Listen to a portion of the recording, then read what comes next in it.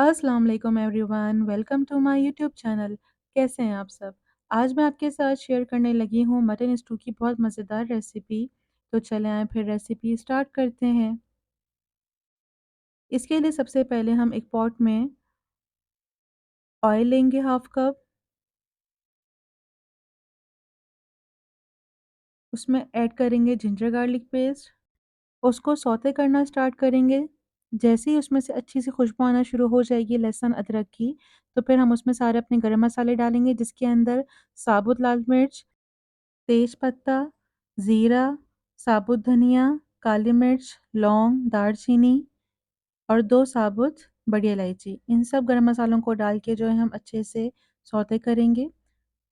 जैसे ही इनकी बहुत अच्छी सी खुशबू आना शुरू हो जाएगी गरम मसालों की, तो हम उसके अंदर प्याज़ ऐड कर देंगे और प्याज़ को भूनना शुरू करेंगे।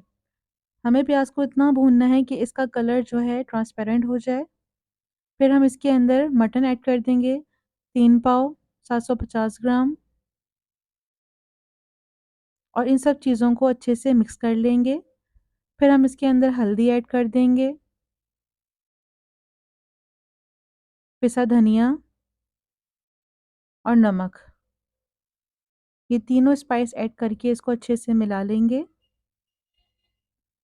जब सारे मसाले अच्छे से यकजान हो जाएँगे तो फिर हम इसके अंदर टमाटर डाल देंगे और साथ इसके पानी डाल के इसको पकने के लिए छोड़ देंगे। हमें इसको इतना पकाना है कि हमारा जो मटन है वो गल जाए और तार ऊपर आ जाए। ये देखिए इस तरीके से। फिर इसके अंदर 1 कप दही भी शामिल कर देंगे और दही शामिल करके इसको अच्छे से भूनना शुरू करेंगे, इतना कि दही का पानी सारा खुश्क हो जाए और तार इसका ऊपर आ जाए। ये देखें सारा दही का पानी जो है हमें भुनाई कर कर खुश्क करना है, इस तरीके से। फिर इसके अंदर कटी हुई हरी मिर्चें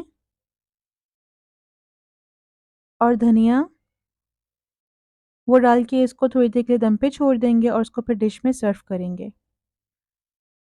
ये देखिए माशाल्लाह से हमारा मटन स्टू बन के तैयार हो गया है।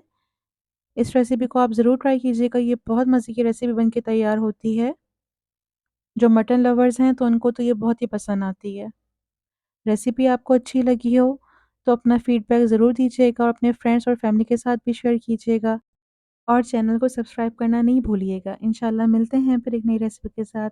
अपना ख़्याल रखिए। अल्लाह हाफ़िज़।